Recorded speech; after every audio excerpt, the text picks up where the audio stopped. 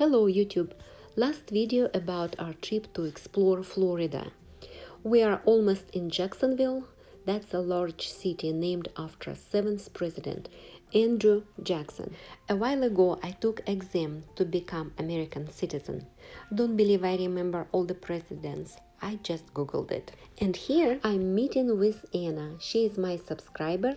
We never met before in person, only talk on YouTube or on Facebook.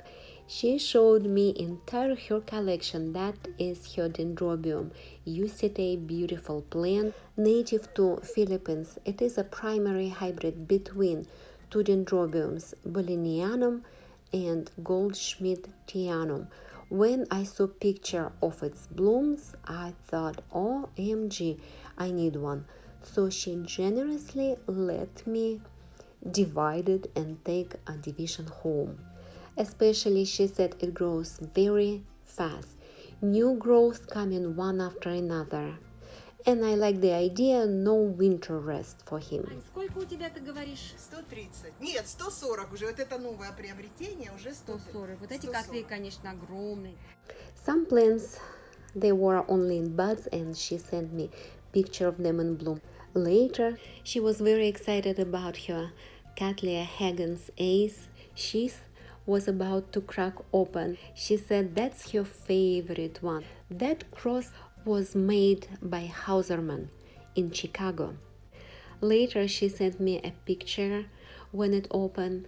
This hybrid has Tenebrosa in it, Warshevsky in it, Cattleya dowiana also. Anna keep her orchids outside only in summer.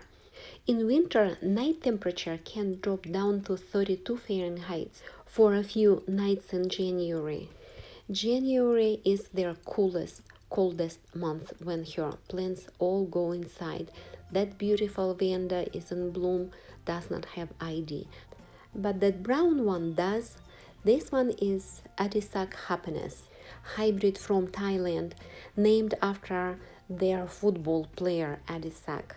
When Michael and I were driving in the community looking for her house number, no doubts there is orchid person lives in that house. I thought this is the one. Trees on front yard, all with hanging orchids on them. Oh wow, look at her stanhope, a big one. Anna had to cut a basket for new growth to grow through. She said it is time to repot it.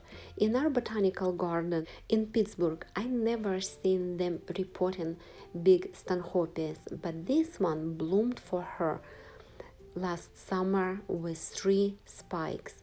She thinks it is genus Shiana or its hybrid.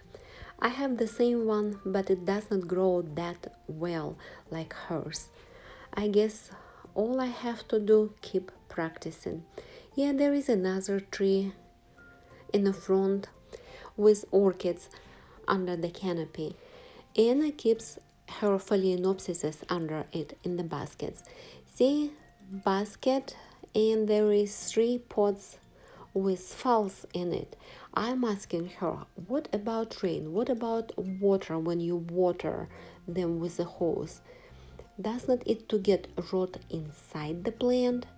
She said no, it does not. She waters in the morning, then later it all dry because of the air. Too bad she can't mount orchids on trees.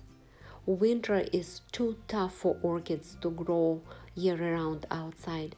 And here I see pomegranate tree. She said this year not too many fruit.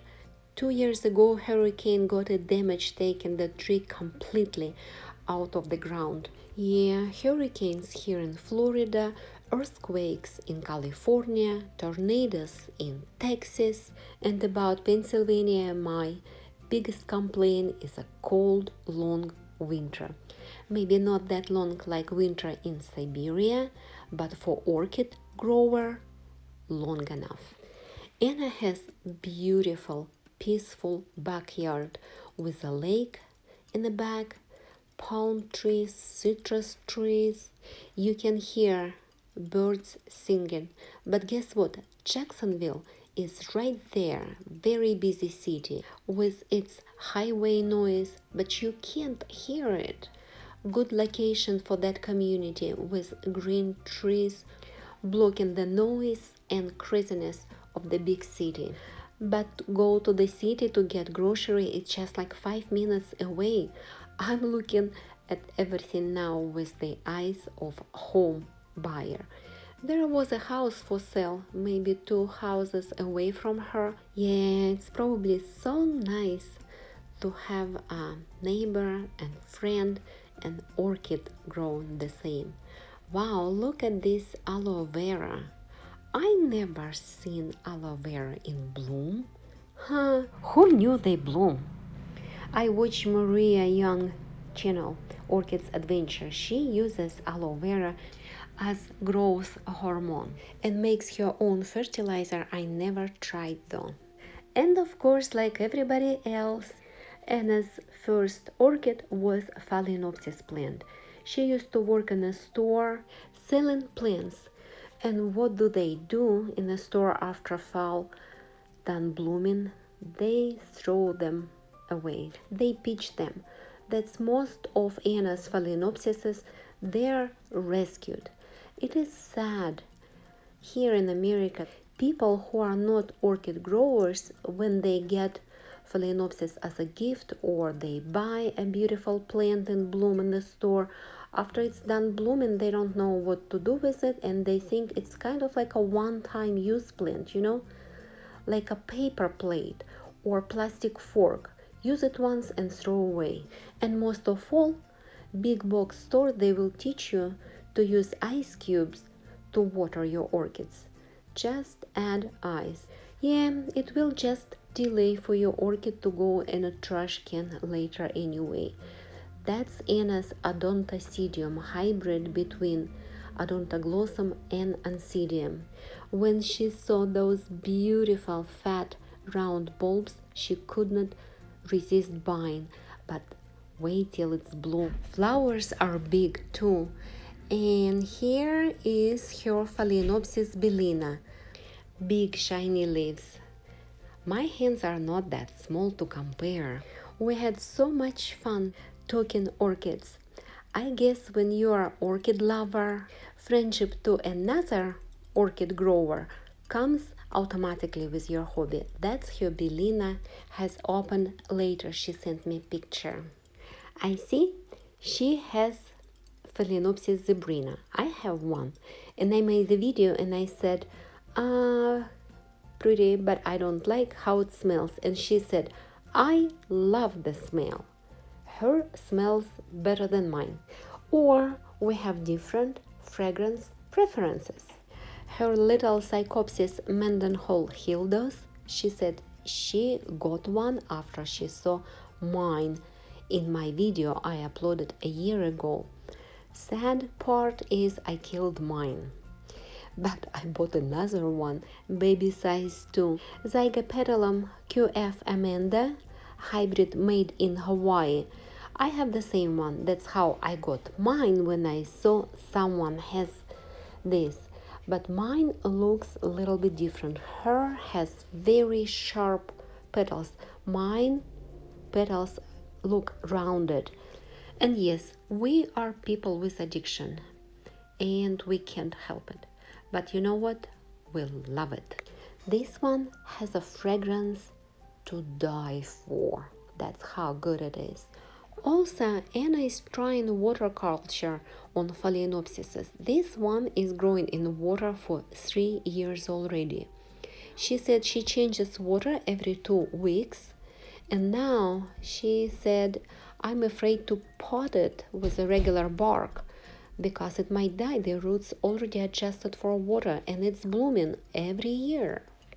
She is experimenting with a different setup for Phalaenopsis. This one grows in a glass with no drainage for 2 years already and it's blooming 4 months long. I have never tried setups like that. We had so much fun. She made dinner for us and Michael was eating her meatballs like he was starving for weeks. That's how good and tasty they were. Then it was time to say goodbye. We hit the road, heading back south towards Fort Lauderdale to the airport. On our way, we were driving through Palm Beach, beautiful, luxurious, and upscale city. So on my phone, I have uploaded an app, realtor.com. So driving through the Palm Beach and looking at my app, houses for sale will pop up. And when you are especially on the Atlantic coast with the ocean front, big houses.